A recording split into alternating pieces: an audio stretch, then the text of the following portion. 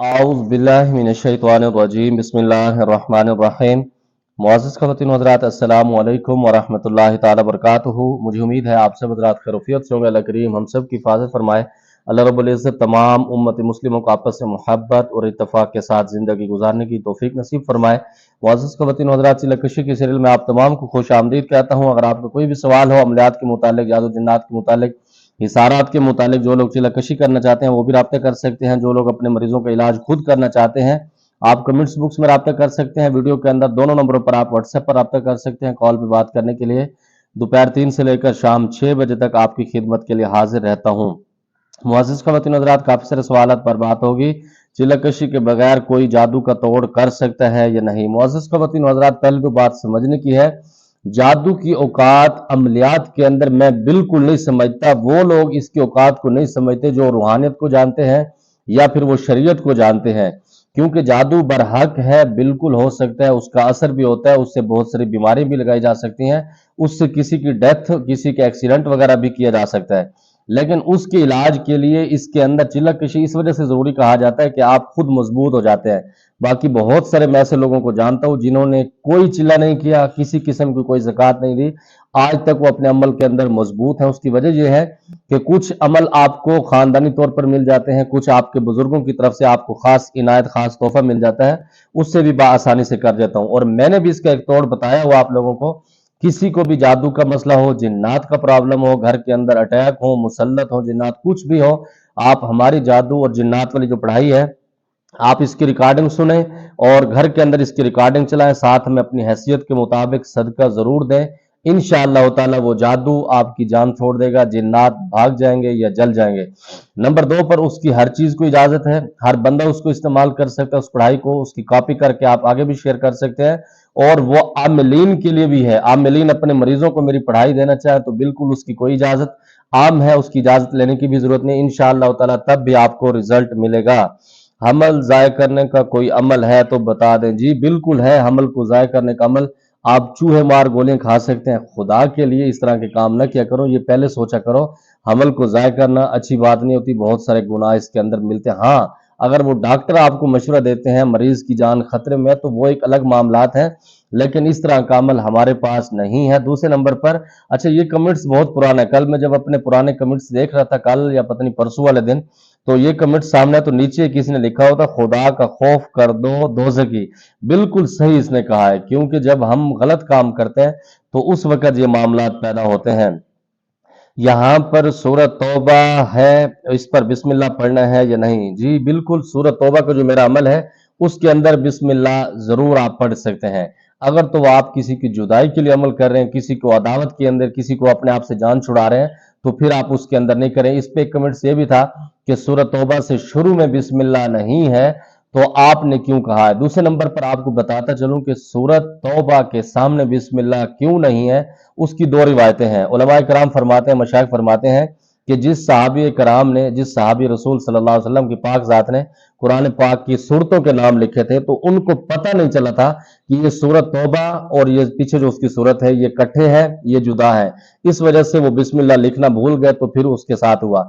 दूसरे नंबर की रिवायत ये है कि सूरत तौबा के अंदर अल्लाह रब्बुल इज्जत के अजाब, अल्लाह रब्बुल इज्जत के कहर का बहुत ज्यादा बताया गया, तो इस वजह से बिस्मिल्लाह नहीं है। बहरहाल आप उसके अंदर ना पढ़ें तो ठीक है, लेकिन वज़ाइफ के अंदर किसी से जुदाई चाहते हैं, अदावत के मामला है, तो फिर आप ना पढ़ें, बगैर उसके पढ़ लें।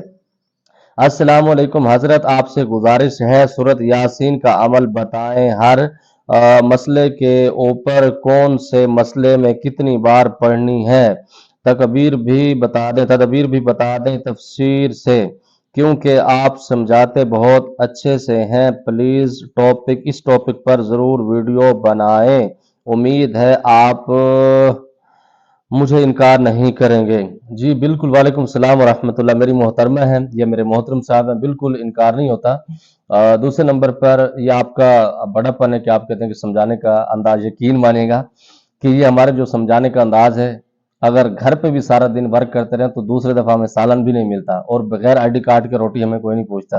बहरहाल ये आपकी मोहब्बत है, अल्लाह आपको सलामत रखे। मैं ये समझता हूं कि आप किसी भी मसाइल के लिए, किसी मरीज को उठाना है, किसी को गिराना है, किसी के कोई भी मामला करने हैं, सूरत यासीन का अमल, मौत के अलावा आप हर अमल इससे कर सकते हैं।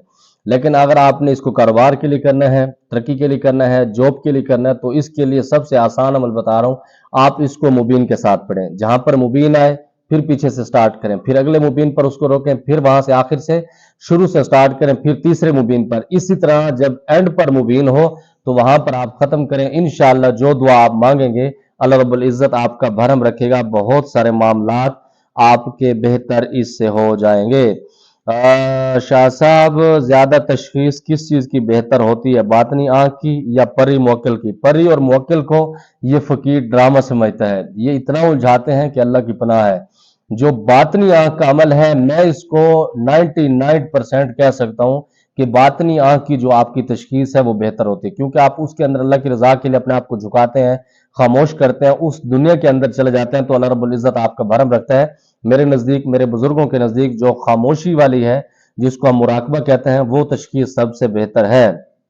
باقی ہر کسی کی اپنی مرضی ہے، لوگ جس طرح سے مرضی کہیں۔ اور دوسرے نمبر پر جو حروف ابجد کے حساب سے تشخیص کی جاتی ہے، دا ٹول بکواس دے، اس کے اندر 12 چیزوں کے اندر آپ کسی نہ کسی بیماری کے اندر رہتے ہیں، تو اس پر اس فقیر کا یقین نہیں ہے۔